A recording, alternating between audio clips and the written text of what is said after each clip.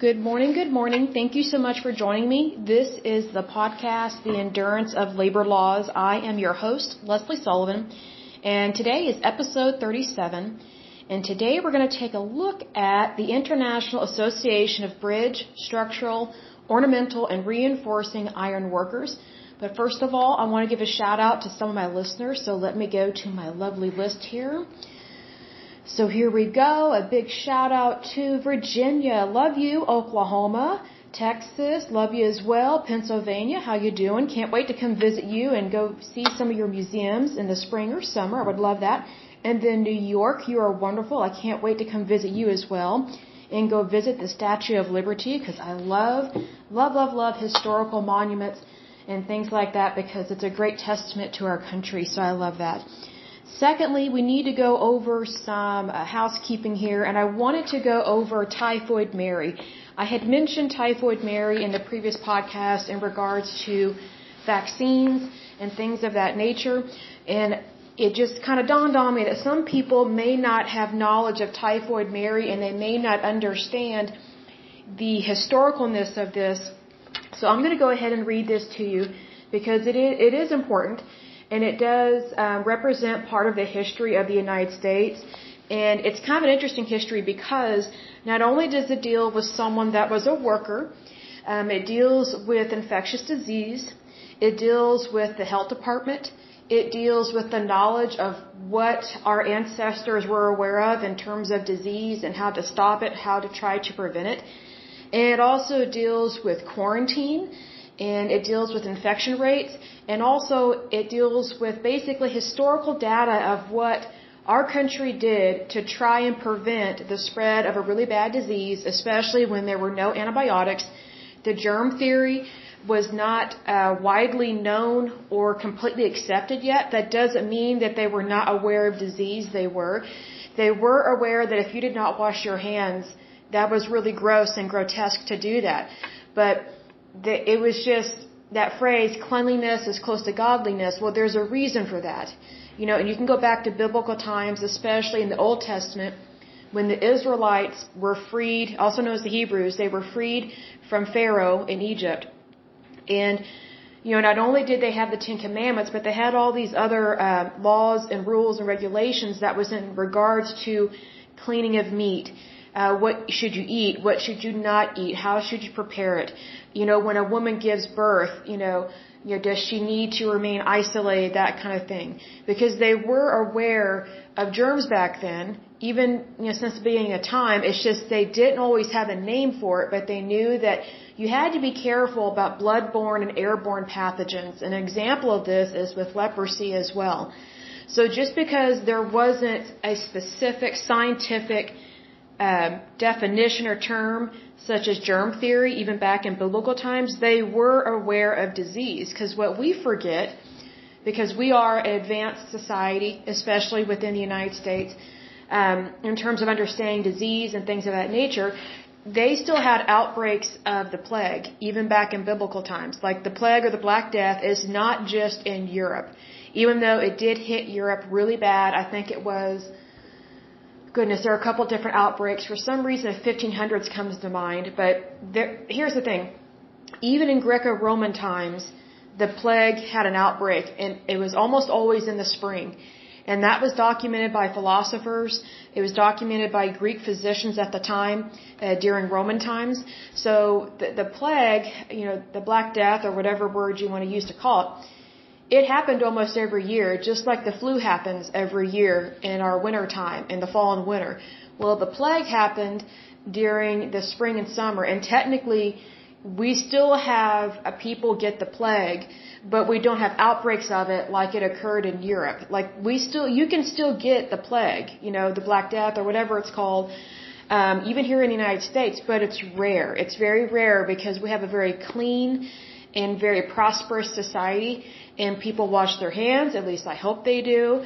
And, it really matters in terms of public health when people really understand what it means to practice public health and safety in regards to food sanitation, cleaning of your house, washing your hands after you use the bathroom, wash your hands after touching raw meat, things like that. So even though there wasn't necessarily, a specific term, a medical term to describe certain things even thousands of years ago, they were aware of disease and they tried to prevent it as much as possible.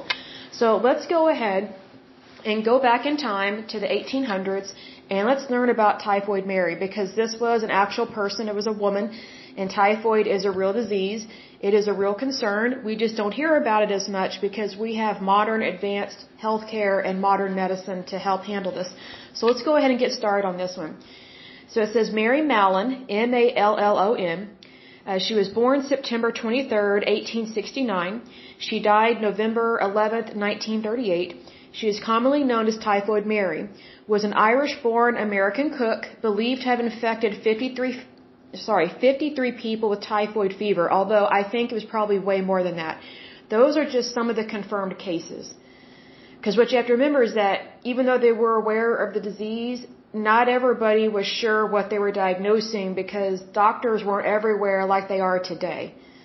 So there were probably hundreds of people that were infected and way more that died because I think they say like 3 or 4 died. Actually, way more died from how can I describe this? From being exposed to this woman. From being exposed to what she had. So it said, believed to have infected 53 people. It was probably hundreds more because it was extremely infectious with typhoid fever, 3 of whom died. Those are just confirmed. There were way more that died. And the first person in the United States identified as an asymptomatic carrier of the disease pathogen Salmonella typhi. So here's the thing. She's an asymptomatic carrier. So for those people that, for example, get COVID and they're healthy and they're just a carrier, you still need to get the vaccine so you don't spread it to other people. That's why. That's why even if you're healthy and you never get sick, you still need to be vaccinated because you can be a carrier. And that's really cruel to infect other people, especially when you are aware of it. And if you're not aware of it, it is still dangerous and still wrong to infect people. So kind of grow up, be an adult, and be kind of considerate of other people. It says, because she persisted in working as a cook, by which she exposed others to the disease, she was twice forcibly quarantined by authorities, eventually for the final 2 decades of her life. Mallon died after a total of nearly 30 years in isolation. So then it says here, this is about her early life. It says Mary Mallon was born in 1869 in Cookstown, County Tyrone, Ireland. Presumably she was born with typhoid fever because her mother was infected during pregnancy. That's another reason why pregnant women, they need to be vaccinated for stuff before they get pregnant.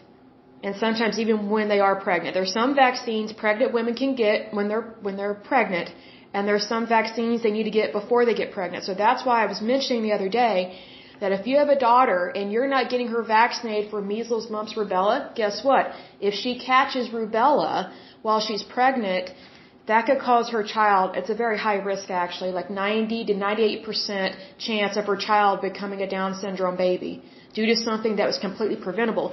Well, here we see it's presumed, that Mary Mallon was born with typhoid fever because her mother was infected during pregnancy. So whatever the mother gets, an active infection can go to the baby. That's not the same as getting a vaccine. A vaccine doesn't give you an active infection. It's giving you immunity. That's why vaccines are safe. It goes on to say at the age of 15, she immigrated from Ireland to the United States. That was very common. She lived with her aunt and uncle for a time and worked as a maid, but eventually became a cook for affluent families. Now here's the thing. Cooks were paid really well compared to other types of, this would, I guess, be considered blue-collar labor in a sense. But that's why she became a cook, was to make more money. Next, it talks about her career. It says from 1900 to 1907, Mallon worked as a cook in the New York City area for 8 families, 7 of whom contracted typhoid. So very high rate. So it's obvious she has it and she's infecting people. In 1900, she worked, I think it's called Mama Ronek, I'm not sure how to pronounce that, New York, where within 2 weeks of her employment, residents developed typhoid fever. In 1901, she moved to Manhattan, where members of the family for whom she worked developed fevers and diarrhea, and the laundress died. Malin then worked for a lawyer and left after 7 of the 8 people in that household became ill. In June 1904, she was hired by a prosperous lawyer, Henry Gilsey. Within a week, the laundress was infected with typhoid, and soon 4 of the 7 servants were ill. No members of Gilsey's family were infected because they resided separately, and the servants lived in their own house. That's a blessing right there. That probably saved their lives. The investigator, Dr. R.L. Wilson, concluded that the laundress had caused the outbreak, but he failed to prove it. So it's one of those things that modern medicine, they can know something, but they still have to prove it. So he was on the right track. So this laundress may have caused other people to get typhoid, but she was infected by Typhoid Mary because it's very contagious and infectious. It says immediately after the outbreak began, Malin left and moved to Tuxedo Park. I wonder, because she's moving so much, if she knows that she's the one that's causing these problems. Like a light bulb should be coming on that everywhere she goes, typhoid breaks out. Like if you're looking for the common denominator and it's you, guess what? You're the problem. It goes on to say, Malin left and moved to Tuxedo Park, where she was hired by George Kessler. 2 weeks later, the laundress in his household was infected and taken to St. Joseph's Regional Medical Center, where her case of typhoid was the first in a long time. So here's what that means. Typhoid was around, but it hadn't been in this area for a long time. So that tells us that the doctors and the medical community were aware of typhoid, and they were tracking it already. So they knew that something was going on because these pockets of typhoid fever are popping up where they hadn't been for a long time. Goes on to say, in August 1906, Malin took a position in Oyster Bay on Long Island with the family of a wealthy New York banker, Charles Henry Warren. Malin went along with the Warrens when they rented a house in Oyster Bay for the summer of 1906. On August 27th to September 3rd, 6 of the 11 people in the family came down with typhoid fever. The disease at that time was unusual in Oyster Bay, according to 3 medical doctors who practiced there. So now they're on the alert. So here's the thing. Even though doctors back then, they had less technology, less information than we have now, whatever they had at that time was considered modern for their day and age. So they were smart. They were aware of this disease. They were tracking it. So they were noticing something going on. It goes on to say, the landlord, understanding that it would be impossible to rent a house with the reputation of typhoid, hired several independent experts to find the source of infection. Now that is the smartest landlord I have ever heard of. Because this landlord is acknowledging there's a problem and he wants to know, why is this happening?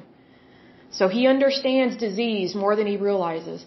It goes on to say they took water samples from pipes, faucets, toilets, and the cesspool, all of which were negative for typhoid. In late 1906, Malin was hired by Walter Bowen, whose family lived in Park Avenue. Their maid got sick on January 23, 1907, and soon Charles Warren's only daughter got typhoid and died. This case helped to identify Malin as the source of the infections. George Soper, an investigator hired by Warren after the outbreak in Oyster Bay, had been trying to determine the cause of typhoid outbreaks in well-to-do families, when it was known that the disease typically struck in unsanitary environments. He discovered that a female Irish cook, who fit the physical description he had been given, was involved in all of the outbreaks. He was unable to locate her because she generally left after an outbreak began. That tells me she knew she was the problem. She knew. Without giving a forwarding address, so she didn't want to be found. Soper then learned of an active outbreak in a penthouse on Park Avenue and discovered Malin was the cook. 2 of the household servants were hospitalized, and the daughter of the family died of typhoid. That's very sad. So here's the thing. This cook, she knows she's the problem. She doesn't care. She wants the money. She wants to make a good living, but she knows that she's infectious, and this little girl died because of this servant's greed. That's what that is. Her ignorance and her greed killed somebody else, killed a little girl. Soper first met Malin in the kitchen of the Bowens and accused her of spreading the disease. Though Soper himself recollected his behavior as diplomatic as possible, he infuriated Mallon and she threatened him with a carving fork. When Mallon refused to give samples, Soper decided to compile a 5-year history of her employment. So he's going to figure out what's been going on. He found that of the 8 families that had hired Mallon as a cook, members of 7 claimed to have contracted typhoid fever. Then Soper found out where Mallon's boyfriend lived and arranged a new meeting there. He took Dr. Raymond Hubler in an attempt to persuade Mary to give them samples of urine and stool for analysis. I bet she's not going to like that at all. Mallon again refused to cooperate, believing that typhoid was everywhere and that the outbreaks had happened because of contaminated food and water. So she's blaming other things except herself, even though she knows, otherwise she wouldn't keep moving. At that time, the concept of healthy carriers was unknown even to healthcare workers, but they're slowly discovering this. So even though it was unknown, they have an inkling. It's so interesting, like it's unknown, but they know it, if that makes sense. Like they're figuring things out, and it's, modern medicine at that time is becoming more modern, and they're seeing that the more they investigate this disease. It says here, Soper published his findings on June 15, 1907 in the Journal of the American Medical Association. He wrote, "It was found that the family changed cooks on August 4th. This was about 3 weeks before the typhoid epidemic broke out. The new cook, Mallon, remained in the family only a short time and left about 3 weeks after the outbreak occurred. Mallon was described as an Irish woman about 40 years of age, tall, heavy, single. She seemed to be in perfect health." So what he's noticing here is that she's healthy, but yet she's a carrier. So that's what he's noting here, and he's letting the medical community know his findings. Basically, it's not some blatantly sick person walking around hacking on everybody. It's a healthy person that's causing this problem. So they're learning more about germ theory as we go along here. The next section is about her first quarantine. Soper notified the New York City Health Department, whose investigators realized that Mallon was a typhoid carrier. Under sections 1169 and 1170 of the Greater New York Charter, Mallon was arrested as a public health threat. They had every right to do that because she was killing people. She was forced into an ambulance by 5 policemen and Dr. Josephine Baker, who at some point had to sit on Mallon to restrain her. Mallon was transported to the Willard Parker Hospital, where she was restrained and forced to give samples. For 4 days, she was not allowed to get up and use the bathroom on her own because at that time she was still refusing or trying to refuse to give bathroom samples, which is what they needed to see if the bacterium was in her stool or in her urine, because they knew that if she was infected, it would be there. The massive numbers of typhoid bacteria that were discovered in her stool samples indicated that the infection center was in her gallbladder. Under questioning, Mallon admitted that she almost never washed her hands. That is unbelievably disgusting and gross. She knew better. They knew to wash their hands. Even though germ theory was not really completely understood, it was known that you're supposed to wash your hands after using the bathroom, so there's really no excuse. This was not unusual at the time. The germ theory of disease was still not fully accepted. So it was not unusual. How do I word this? Even though she never really washed her hands, or almost never washed her hands, it was still known that you're supposed to wash your hands. And we know this because there are accounts in ancient Rome where, for example, if you were in the emperor's house, or the Caesar's house or whatever, and you had just gone to the bathroom, for example, you would not eat with that hand, you would eat with your other hand. So that was just common practice hundreds, if not thousands of years earlier, before this lady contracted this disease and was not washing her hands. So there was supposed to be sanitary practices in the kitchen and after using the bathroom, but ignorance is not bliss. It can actually kill people.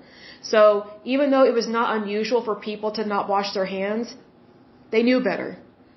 They knew better. They just did. Like, you just have to really know your history in terms of the practices and things like that. Because even though they did not know the word germ, they didn't understand germ theory, it was not common knowledge to understand disease, they still knew when something was unclean and when something was clean. For example, they know when laundry is dirty and soiled, and then they know when laundry has been cleaned, it's been refreshed, as they say.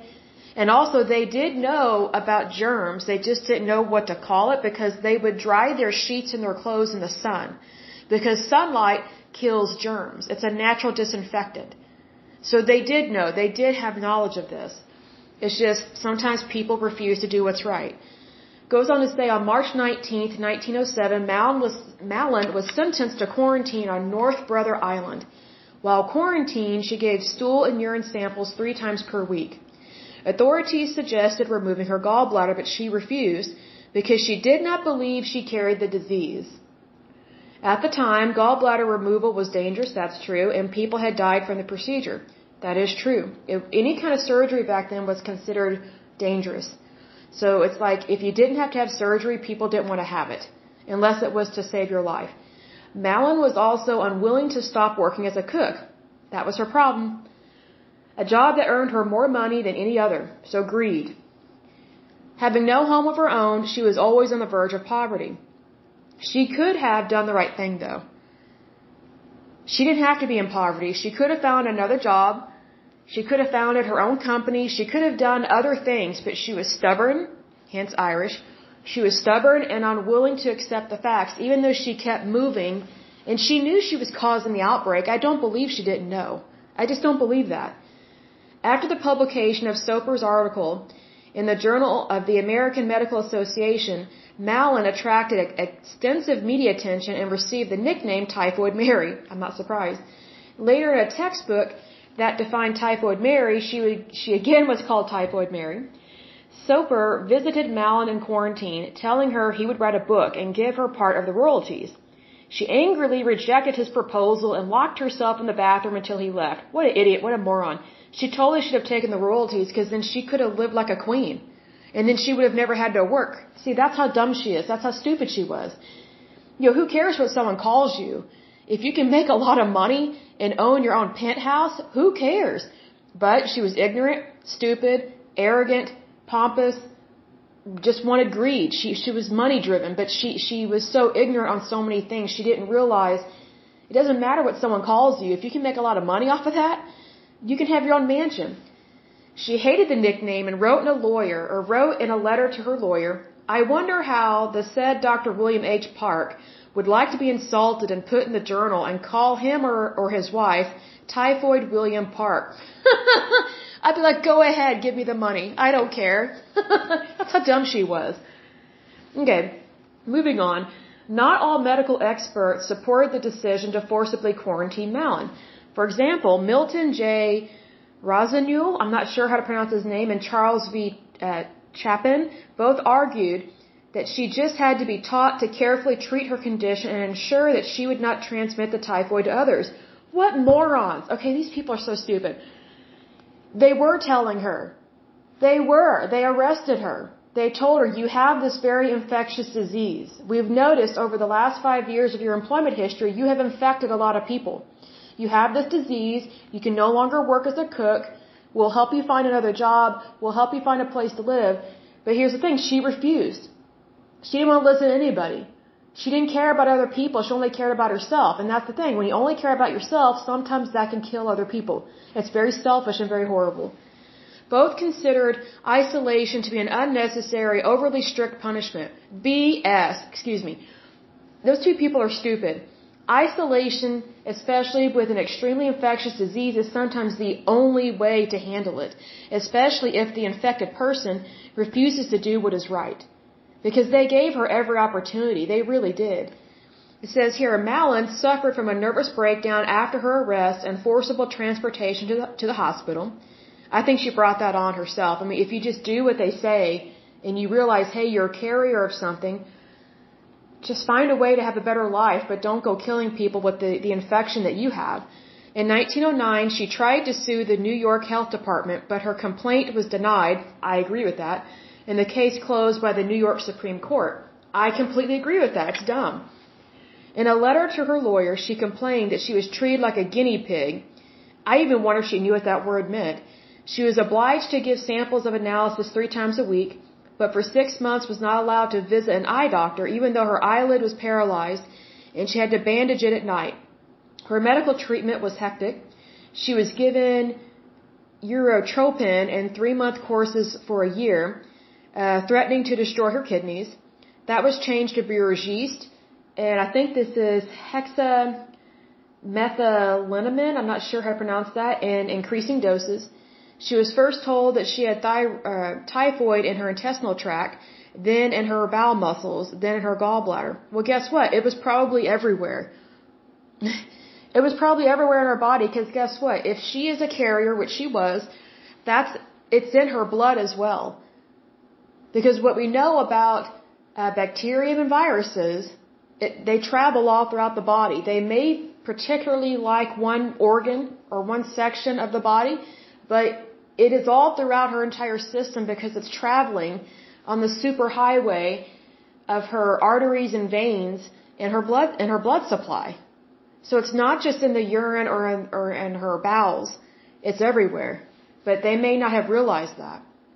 Malin herself never believed that she was a carrier, hence her stupidity and her ignorance. With the help of a friend, she sent several samples to an independent New York laboratory. With the help of a friend. This is interesting. All came back negative for typhoid. Gee, with the help of a friend. I bet they weren't her samples. See, she's a liar.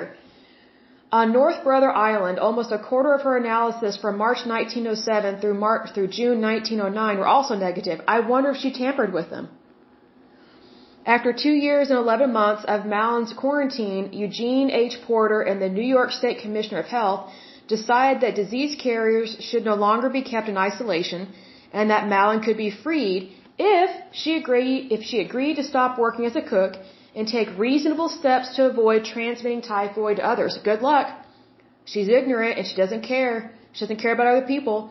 On February 19th, 1910, Malin said she was prepared to change her occupation to have a cook and would give assurance by affidavit, I wouldn't believe it, she's a liar, that she would, upon her release, take such hygienic precautions as would protect those with whom she came in contact with from infection. Yeah, right. She was released from quarantine and returned to the mainland. She basically was just telling them what they wanted to hear. What a liar. What a liar.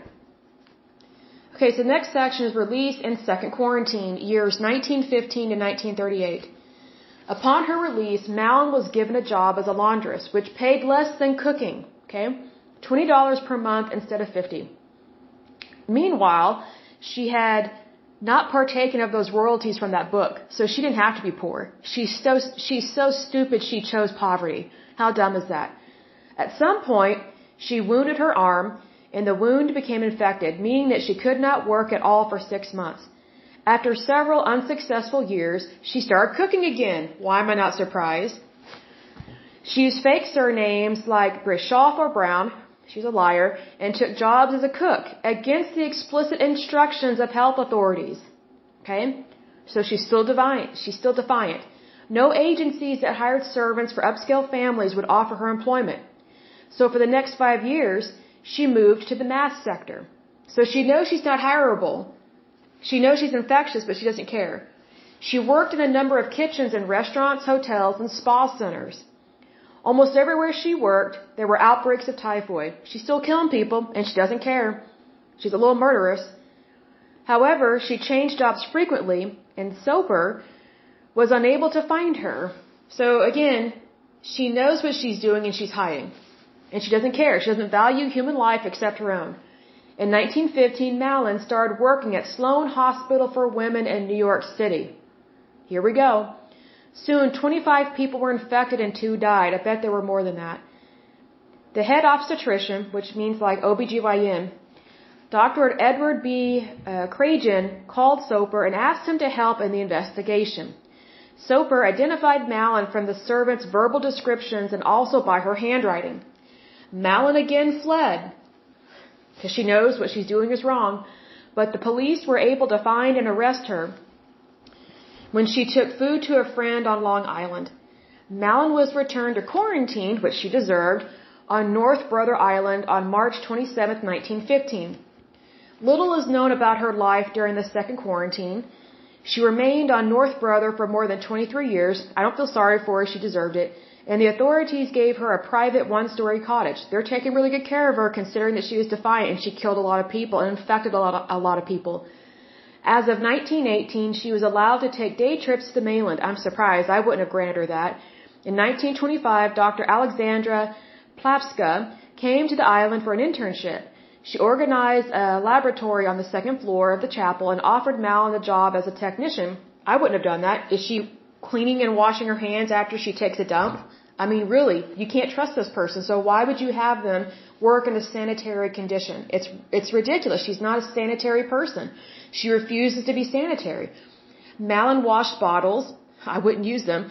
Did recordings and prepared glasses for pathologists. I'm one of those pathologists realized they were probably contaminated and gross and sick. So it says here the media's view. After Malin was sent into her final quarantine, the newspapers changed their opinion on her case. The media is very fickle. The articles at first talked about how Dr. Josephine Baker claimed Malin attacked her and the other doctors with forks and came at them fighting and swearing. I wouldn't be surprised by that. She was defiant. Later on, the press articles shifted the blame from fully her fault to the opposite stance. They just wanted to sell newspapers. The belief that she didn't know she was carrying anything and instead it's the germs that she has no control over to be at blame. What a line. Tell that to the people that lost their daughter. The articles also claim that Malin was barred from using the telephone to contact anybody except the surgeons treating her and her guard. Well, I'm not surprised by that because she doesn't wash her hands. Wash your hands. What started as a way to make the public health department and legal system look good through the media was ultimately a place for people to sympathize with the events Malin supposedly encountered. You know what? She killed people. Sorry, I don't have sympathy for people that willingly infect other people and they refuse to take responsibility. Sorry, I just don't have sympathy for that. Because human life is more important than public opinion. Public health officials claim the opposite, which I agree with them, that she was treated to their best ability, but in return refused to comply with the request of the health officials. So here's the thing, what are the health officials supposed to do when someone is actively infectious with something that can kill people, and this person is defiant, won't listen? What are they supposed to do? Because this person is a threat to pretty much all of society. And they refuse to change. This defiant person is blaming everybody else except themselves. Well, the public health department and also the police and the courts, they have every right to quarantine people like that. Permanently. Because they are a threat to society. You know, it's one thing if someone is made aware that they are extremely infectious and they change their ways, they change their occupation, they do everything they can to not infect other people. That to me shows someone that has empathy and sympathy and has character and is of good moral character. This Malin woman, she had no sympathy for others. It was all about her. She basically played the me note on the piano all the time. She didn't care about other people. She lacked empathy. She lacked sympathy. It was all about her. And because of her behavior problem, people died. And people were made infectious by her. So then it talks about her death. Malin spent the rest of her life in quarantine at Riverside Hospital on North Brother Island. Malin was quite active until suffering a stroke in 1932. Afterwards, she was confined to the hospital. She never completely recovered and half of her body remained paralyzed. On November 11th, 1938, she died of pneumonia at age 69. Malin's body was cremated and her ashes were buried at St. Raymond's Cemetery in the Bronx. 9 people attended the funeral. So then it goes on to talk about, ethics and lessons learned and things like that. But my point is this. Typhoid Mary was a real person. And typhoid fever is a real disease. Typhoid is real. And, you know, what's interesting is that even the ignorant know that disease is real. And even ignorant people know, well, let me put it this way. Let's say, for example, Mary Malin had been working in a kitchen and then a new person shows up to start working and all of a sudden people start getting sick. And then she gets sick with it. You know, let's put the shoe on the opposite foot.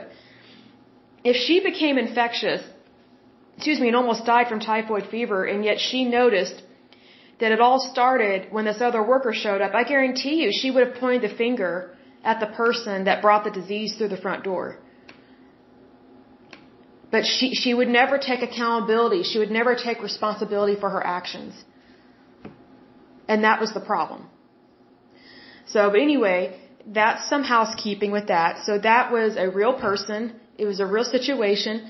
The public health officials did what they could to help her. And they gave her the opportunity to be a part of society, but she refused to acknowledge the problem, so they had to quarantine her.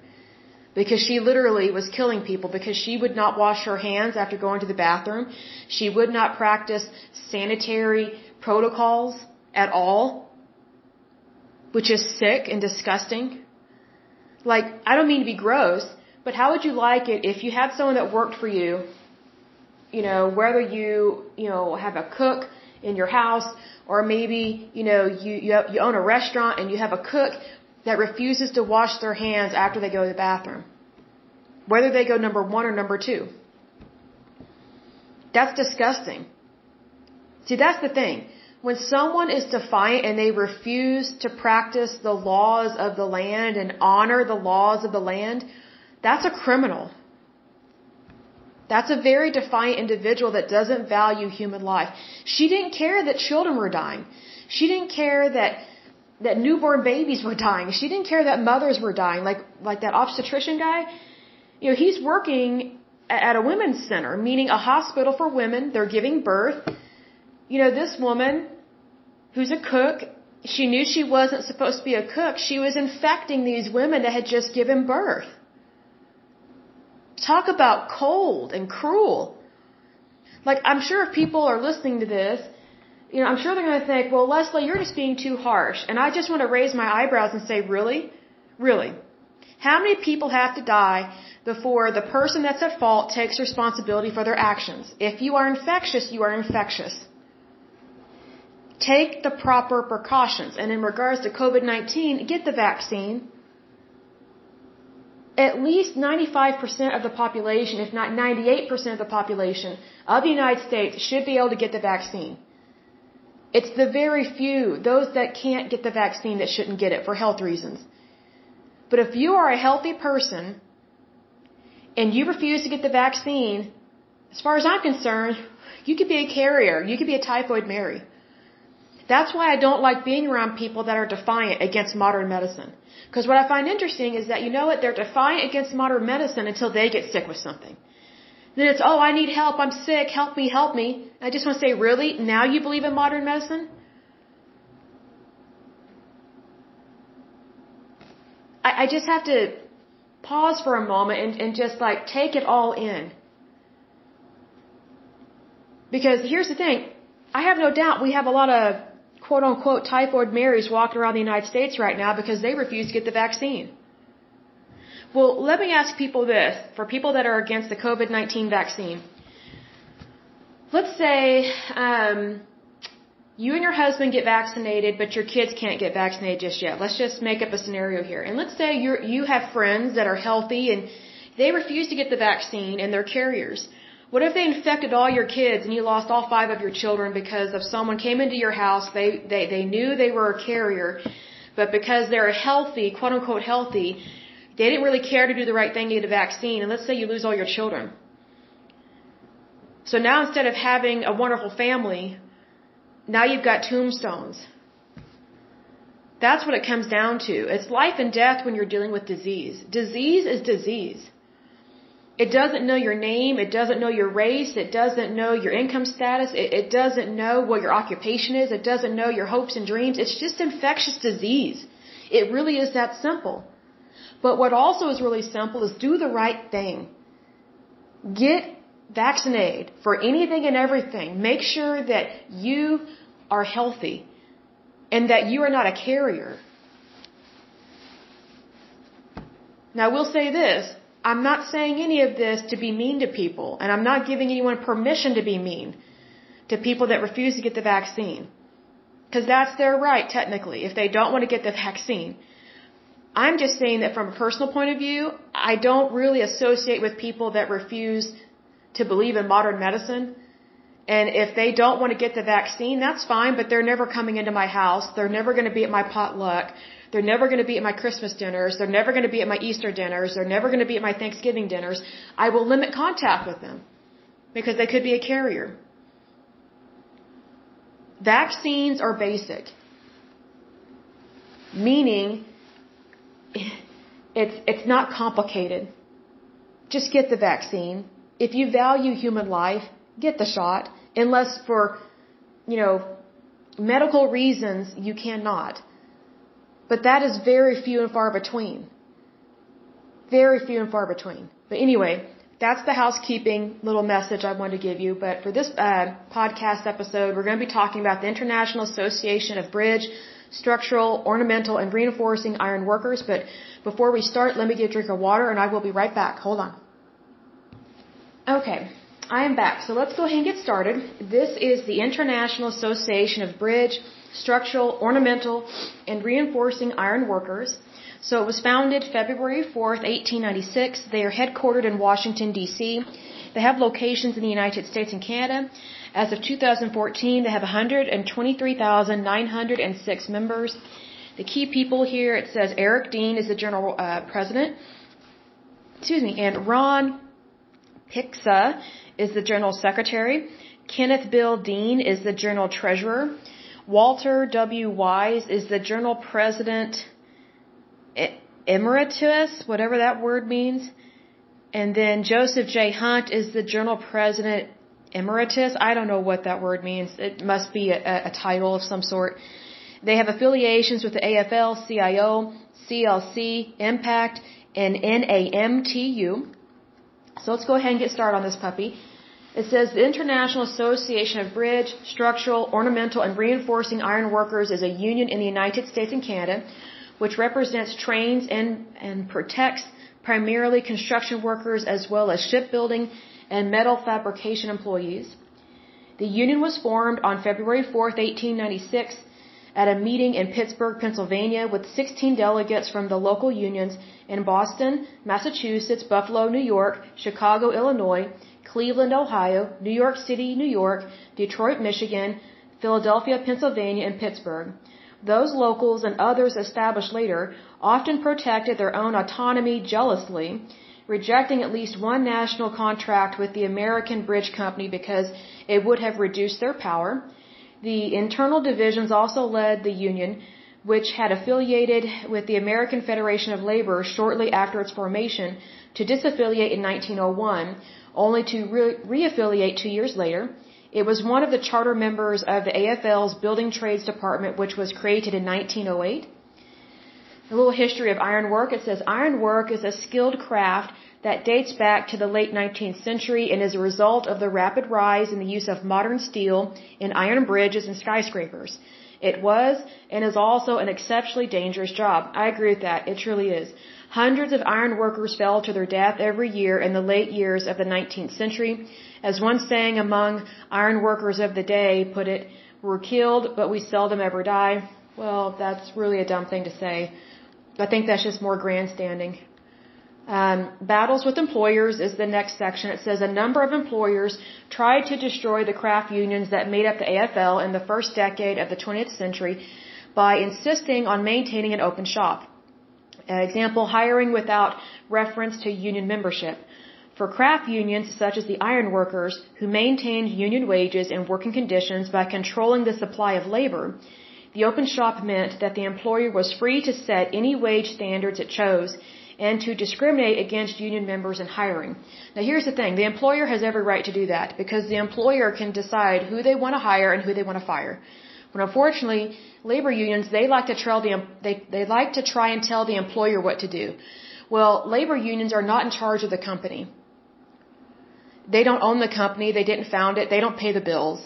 They just want to make a lot of money and tell the employer what to do. That's a big reason why I don't like labor unions.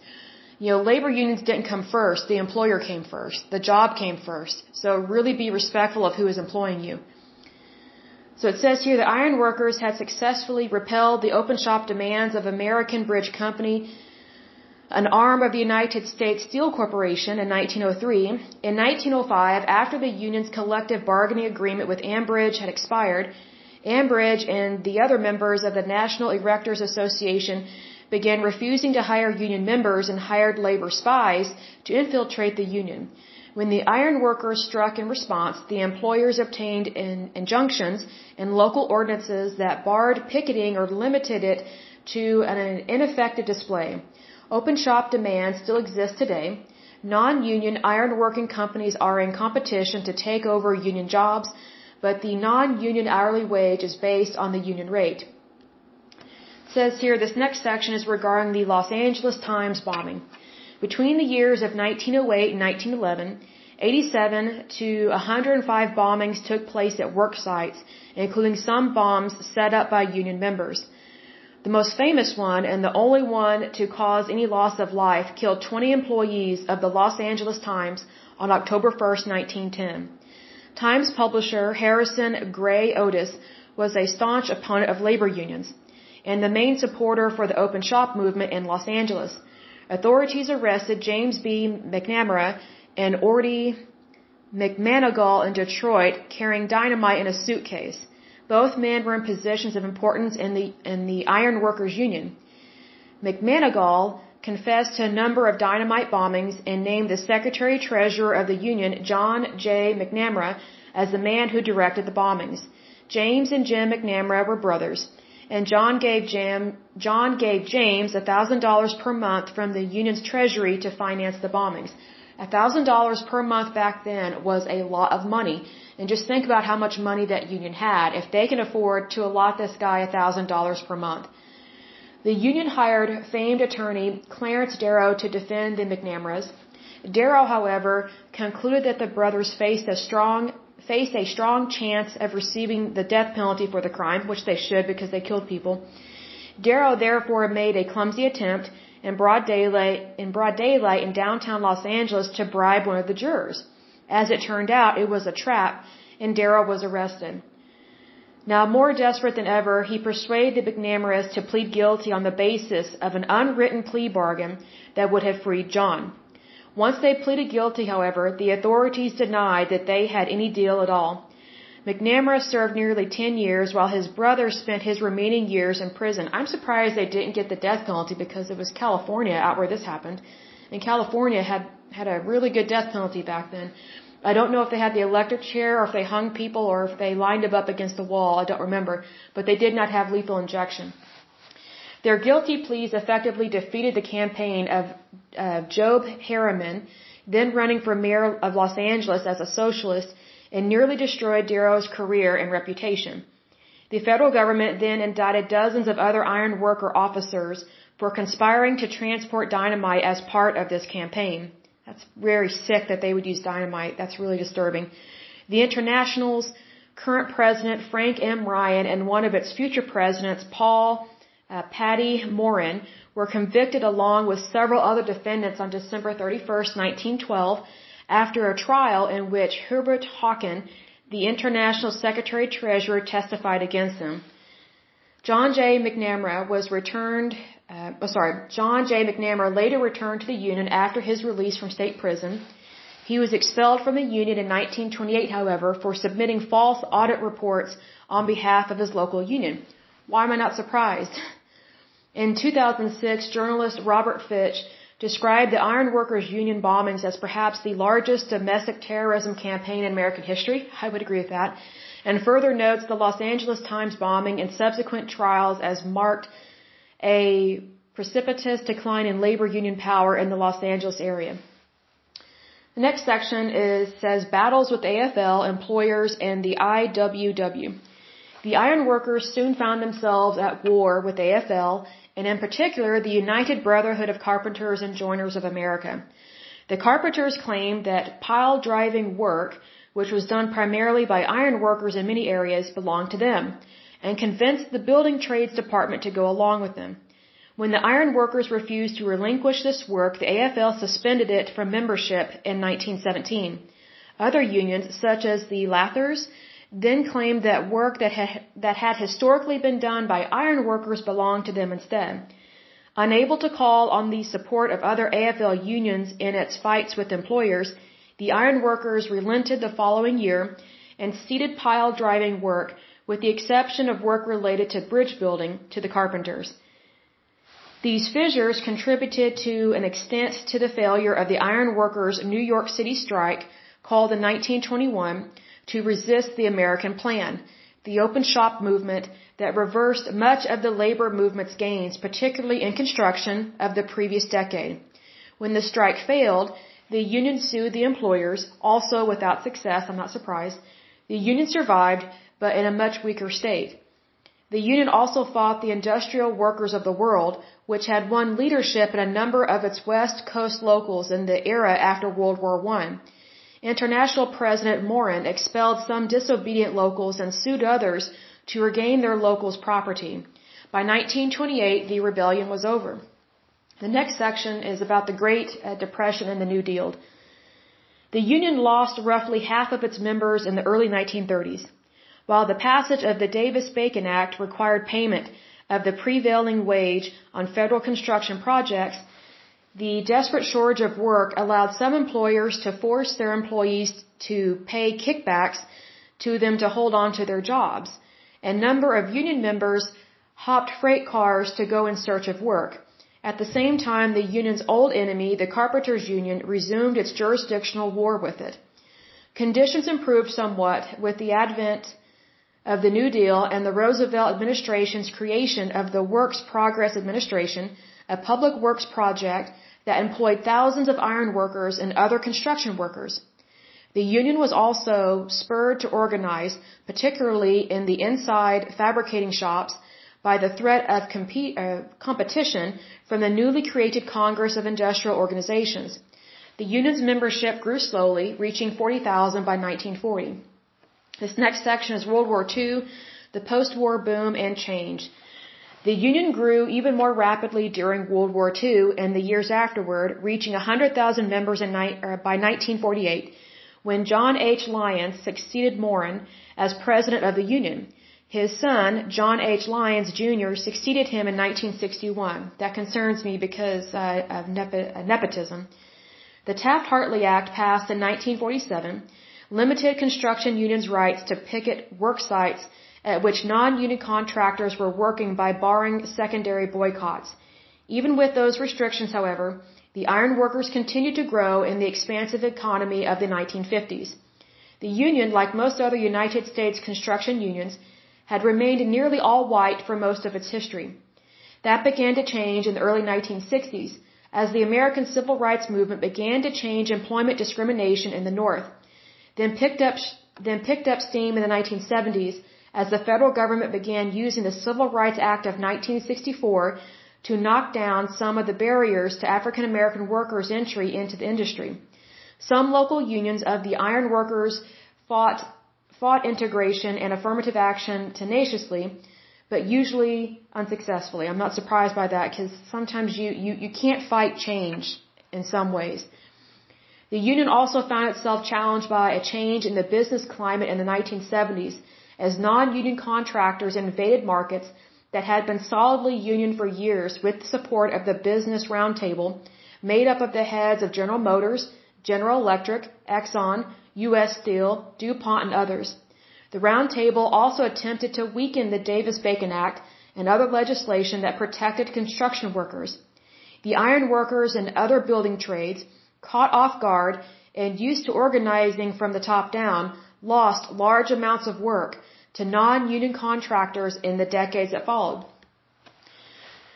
The union's international president, Jake West, pleaded guilty in 2002 to improper use of pension funds and making a false statement on a union report filed with the United States Department of Labor. That is incredibly stupid and dumb.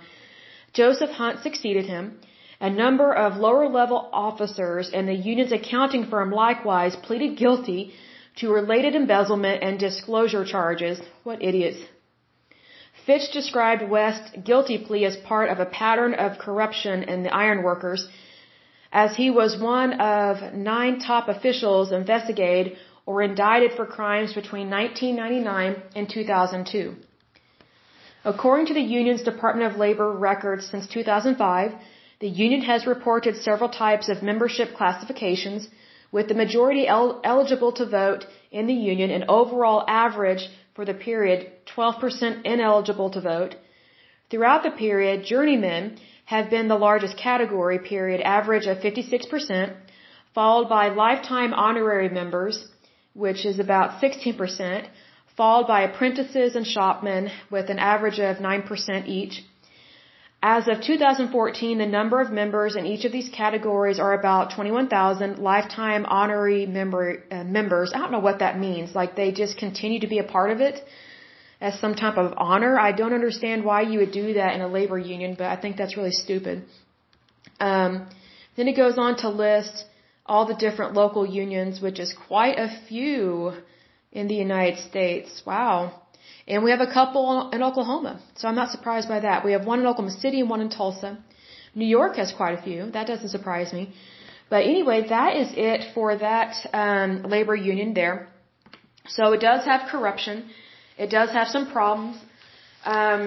It doesn't say if it donates to any political parties. I would be interested to see that.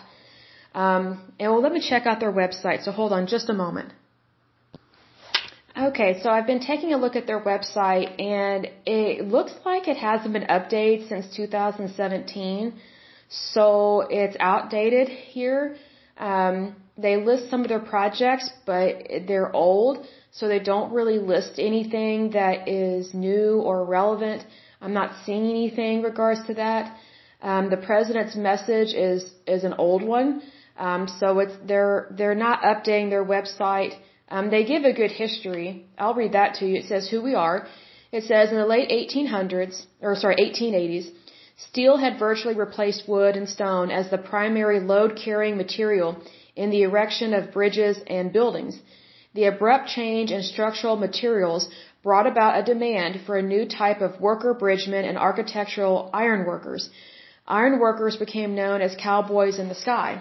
As these daring, young, independent men aged and became husbands and providers, their thoughts turned to providing for their families during sickness, injury, and death, and the realization by joining together their voices became stronger, unified, and heard.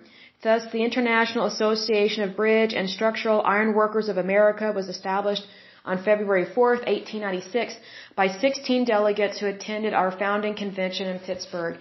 And that's all it says. I'd never heard of them called Cowboys in the Sky. But that is very interesting. So I just wish that they would update stuff so that way we kind of know what's going on now in regards to what they're doing, what they're expecting, and are they involved in politics, because that would concern me as well. Let me look at the news part of this. Oh, okay.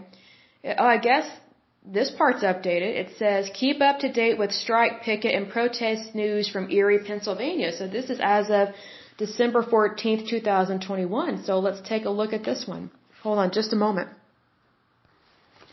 Okay, so what I gather from this article, and I'm not going to read the whole thing, I guess there's this company up north that the grandson took over, and since then it hasn't been that great of a place to work. And some of this stuff, I understand why the workers are mad, because it brought back memories of when I worked in retail. So these are iron workers, basically. And they had a good working environment until the grandson took over the company in 2020. And so what happened was upper management basically became really mean to these people. And so, for example, there was one guy that he actually contracted COVID, and he needed, actually his kid and him got COVID, and the employer would not allow him to leave until the end of the day to go get a COVID test. So they know that this guy is infectious, and they won't let him go home. They won't let him go immediately and get a COVID test. That's what he is saying. And then another guy that works for this company says that his parents died out in California, and both of them or something, and so he had to go out there and go to a funeral. And this employer that is now being run by this grandson, and these higher ups that are supposedly not very nice to people, they said, well, you need to prove that you're at a funeral, so you need to bring us the obituary in the newspaper, which is kind of shocking. And then the employer also said, we want to make sure that these are actually your parents that you say that died. So he had to provide a birth certificate, which is ridiculous.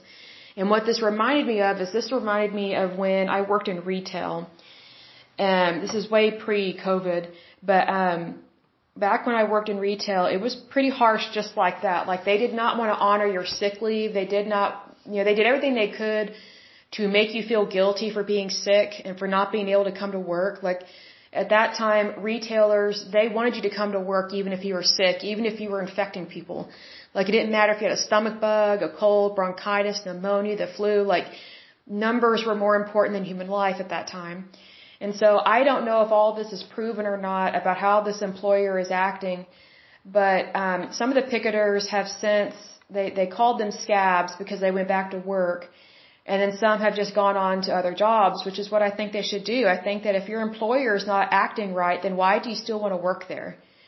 What the workers are saying, these union people that are striking, what they're saying is that, oh, we're going to win this, and we have a right to fight, and that's true, they do. And they do have the right to fight it. But I look at it this way, why not just work for somebody else where you don't have to deal with that? If the grandson that has taken over the company is being that horrible to people and he's hired some cronies or whatever to be hostile to employees, I wouldn't want to work there at all. I would just want to go to a different place of employment and just make more money. And you might also want to move. I mean, but if I had to guess, if a union person is hearing this podcast, they're probably going to say, well, Lesley, we shouldn't have to change. We shouldn't have to move. Sometimes you need to. Sometimes you need to do what's best for you. And sometimes butting your head up against a wall continuously, month after month, week after week, day after day, is not the best thing to do. If it was me and someone was treating me like that, and I did get treated like that at a previous place of employment, it was horrible, I found a job elsewhere. And guess what? Now I make more money and I have a better work environment. I'm not treated like a cow anymore. I'm not treated, lower than dirt. In some respects, cows are treated better than people in regards to employers that act like this. Like, for example, dairy cows. Those cows are pampered. Why? Because they produce milk. So just know that you can always have a better life. And sometimes, even if you are in a union, don't be afraid to go elsewhere, to get a job, get a better job. Try out the private sector. Like, be non-union.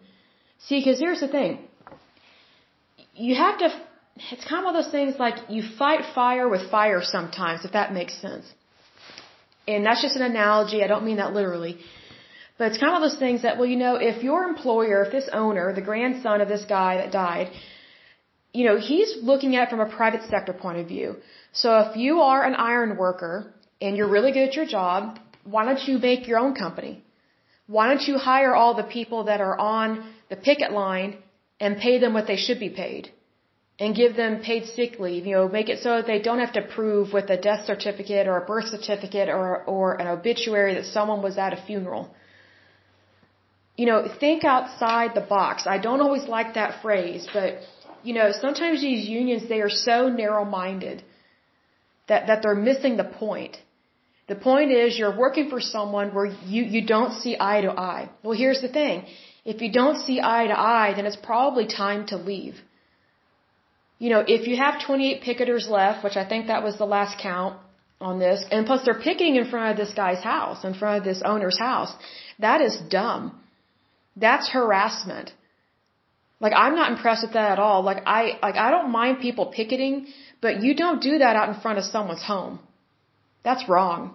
That's harassment. And if it was me, I would call the police and have you arrested, and I would press charges. So I don't have sympathy for you if you're picketing out in front of someone's home, because that's someone's home. And guess what? When you are harassing somebody, that's not going to make them go, oh gosh, I should pay them more money. I should be nicer to them. Like, if you're being mean to someone like that, and you're trying to convince them that your way is right, you're not going to do it by being mean to them.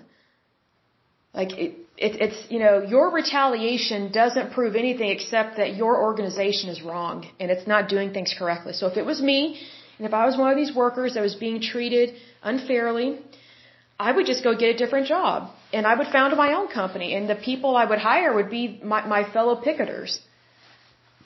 Because if I worked in that industry, it said this guy was like a third generation iron worker.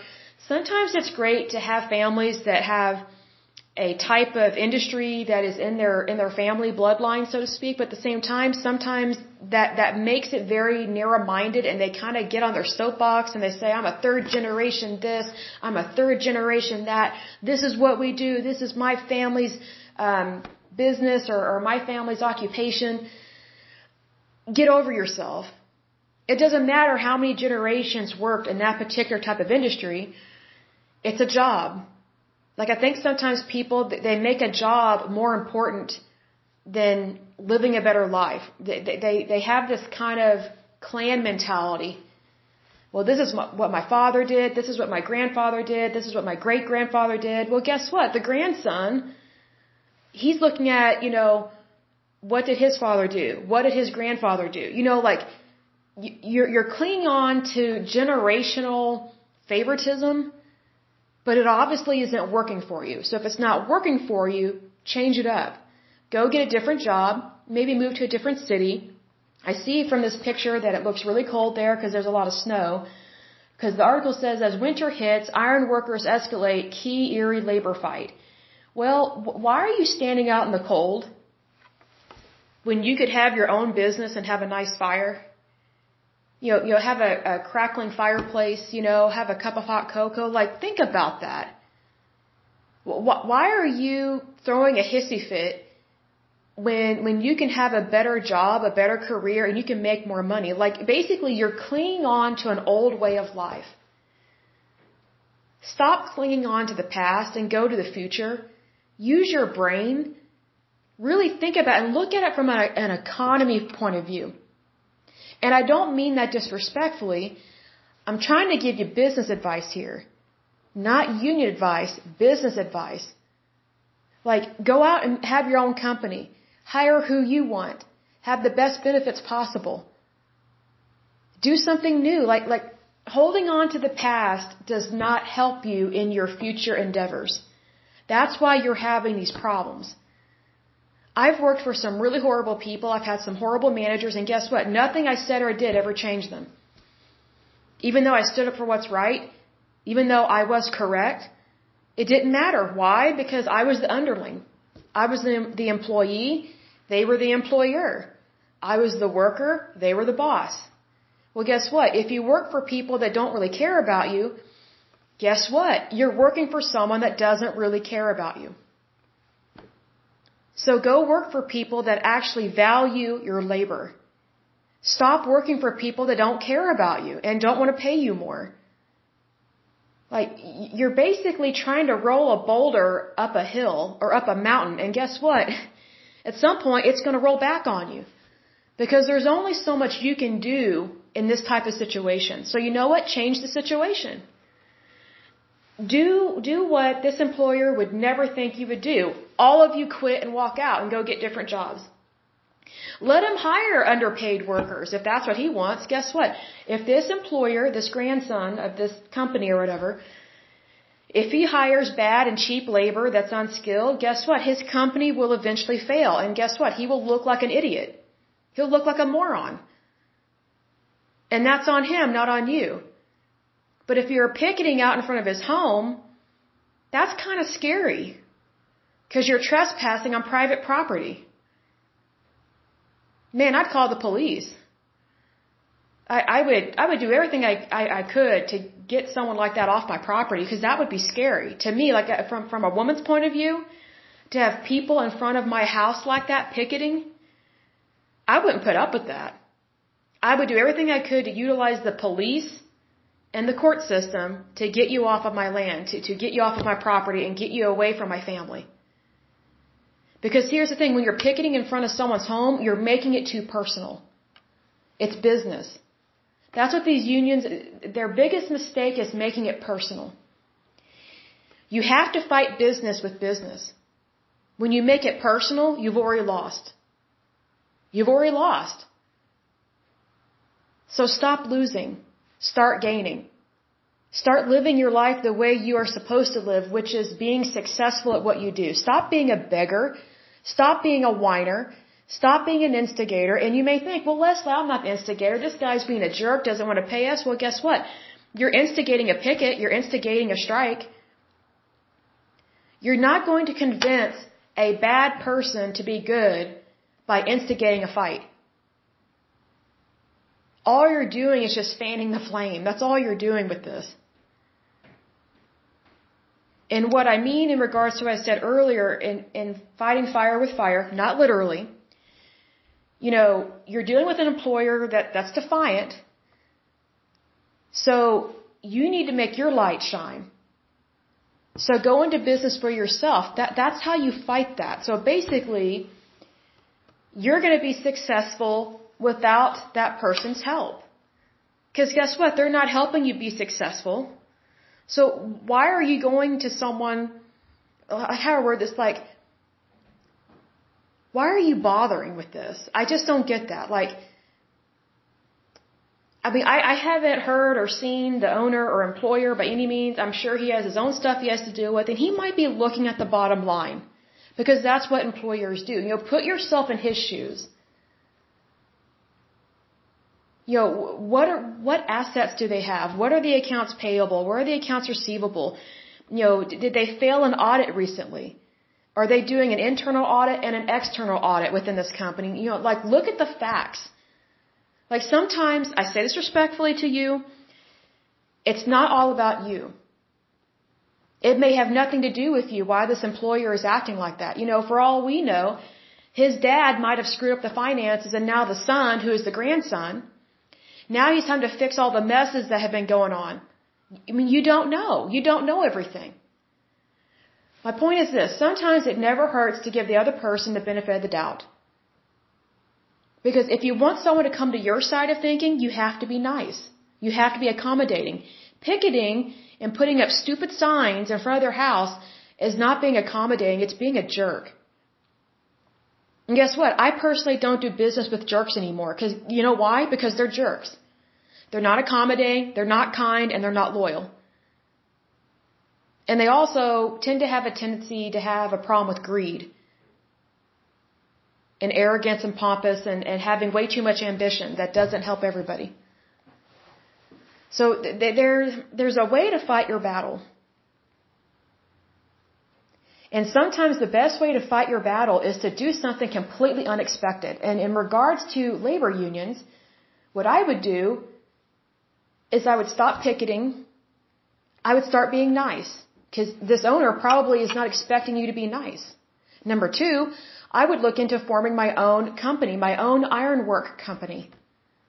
He won't be expecting that because he thinks you're a stupid union member. He thinks you're going to stand out there in the cold, freezing your buns off, and he thinks you're going to stay out there and just whine all day. Be smart. Don't be like some dumb, stupid little kid that just cries about everything. Grow up, put your big boy pants on, and be smart. Look at it from a business point of view, because if you want things to go well with your job, you need to look at it from a business point of view. That's just how it happens. Because if you're always playing the victim card, guess what? You're always going to be the victim. Why be the victim when you can be the owner? That's what I say. Go have your own company and be in direct competition with this guy. If you have a bank account with a bank that you've been doing business with for years, go talk to them and see if you can get a loan to start a business. Reach out to LegalZoom. They are a great company. I've reached out to them for a couple of things. Like if you can't afford a swanky attorney, don't worry about it. Contact LegalZoom. They will help you. They have all these different legal fees, all these different ways of helping you in legal matters for a fraction of the price. And also, it puts you in charge. That's what I would do. Really do your research. I say go for it. Go for it. Show this guy up. But you need to do it in a cool, calm, professional manner, in a couth manner, and do it from a business point of view. not a wimpy, whiny, I'm going on strike kind of thing. I understand somebody's parents died. I get that, and that you had to go out to California. I understand that. I understand that they're being horrible to you about COVID-19. I understand that. I understand they're being horrible to you about vacation pay, sick leave, if your child is sick. I get that. But here's the thing. When you have an enemy that doesn't have a heart, it's very, pretty much impossible to convince them to think with their heart when they don't have one. So if they're going to be a cold business person, treat it like business. It may feel weird at first because that's what happened to me. I had to be kind of this cold female business owner is what I had to be. Because normally I'm warm, I'm inviting, I love to laugh. But here's the thing, I've learned that when I'm warm and down to earth, that it gives people the impression I'm not very smart. It gives the impression that I'm not businesslike. It gives the impression that I'm ignorant and stupid and that you can pull one over on me. Be business professional, not country bumpkin. And I say that respectfully because I've been there. I've been treated like dirt. I've been treated like a moron. And if anything, when someone treats me like I'm an idiot, they are about to figure out real quick in a legal way, I am not an idiot and I am not a country bumpkin. And then their mouth drops when I totally cream them legally. That's the thing. If someone wants to treat you like you're an ignorant, stupid person, that's on them, not on you. And here's the thing. I've learned that when someone thinks you're stupid, it's going to be even more shocking when you defeat them. Because they're going to be like, whoa, this country hick defeated me? They won? Like, they will just be totally taken aback. So use that to your advantage. If someone thinks you're stupid and ignorant and all that stuff, who cares?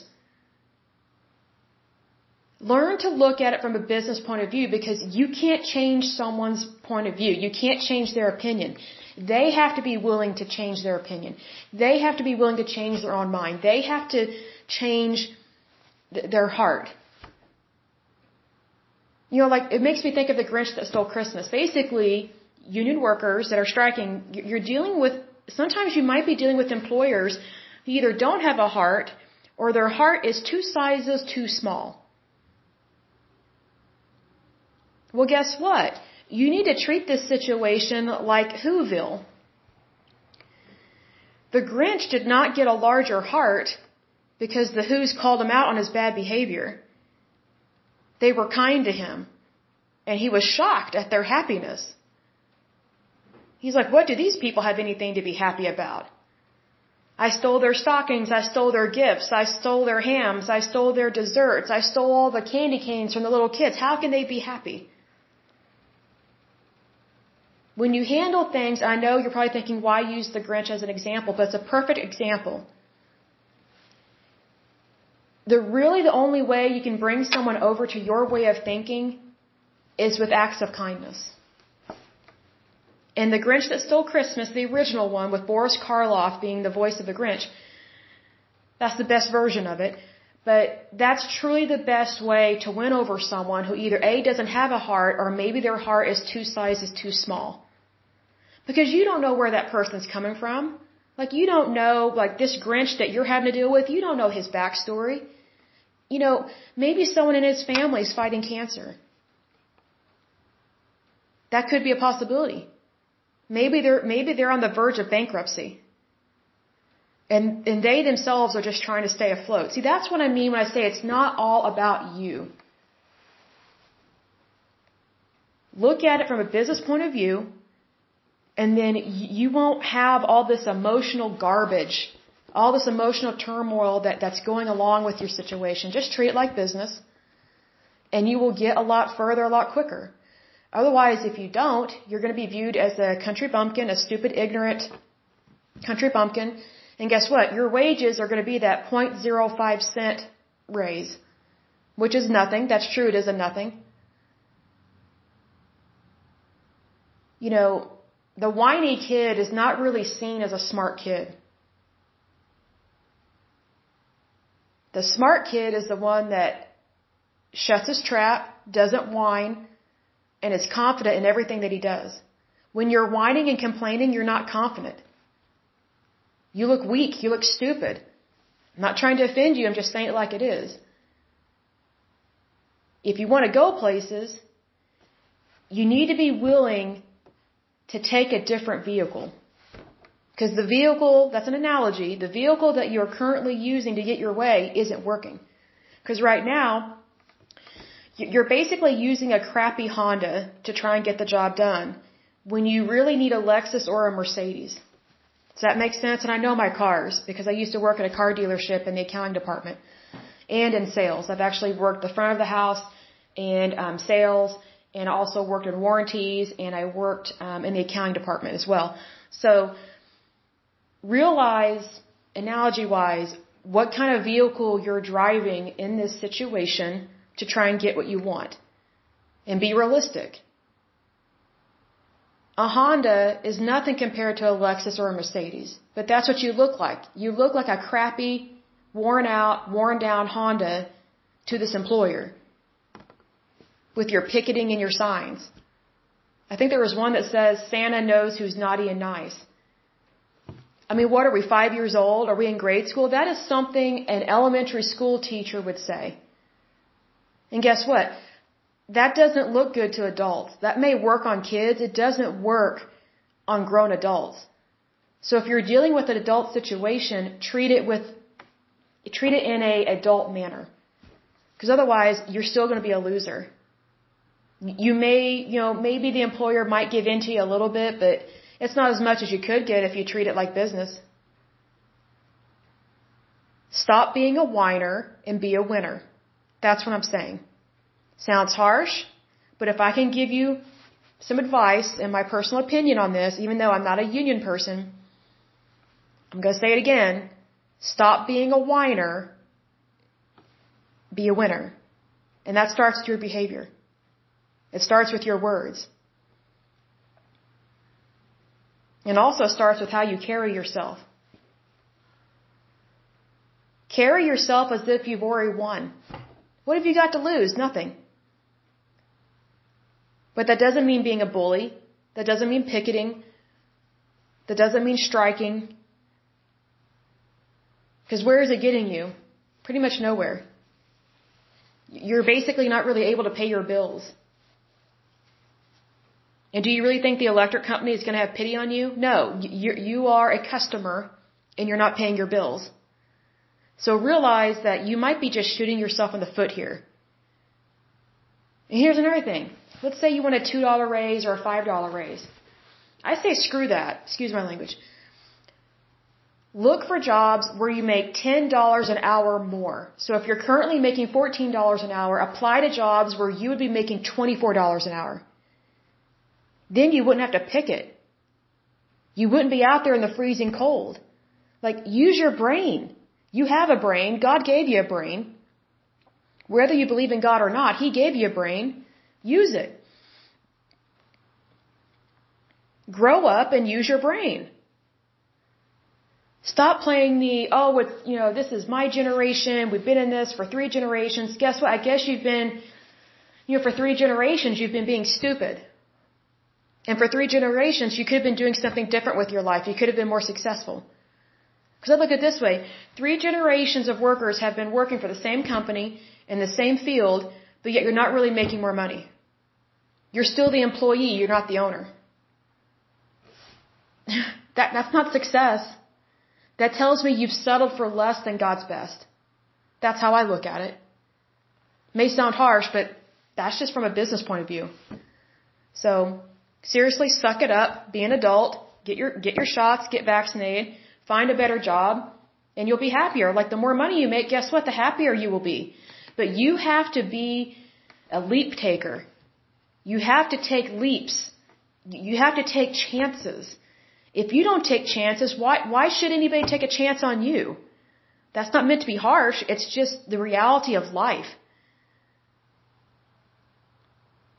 Like, take a chance, do something new. Do something that you never thought you would do. As long as it's legal and moral and on the up and up, you're good to go, because those are my 2 rules. Everything I say and do has to be legal and moral, because it guards and protects you as well. But that's how you should want to live your life. So I'll go ahead and end this podcast because we're going over a little over an hour here. But anyway, that is it for this podcast. And let me see what the next one is going to be. And their website is not nice. Wow, their website, it doesn't want you to leave it. That's very shady. I don't like that. Ooh, you know, like when you hit the go back button and it keeps trying to take you back to their home? Yeah, that's concerning. I don't like that. That's very shady. Okay, so the next one is going to be Transport Workers Union of America. This one sounds familiar, but their emblem looks different, so I'll double check and make sure we haven't already done this one. But that will be the next one. It was founded in 1934, and this might be one of those things where they merged with someone else. I'm not really sure.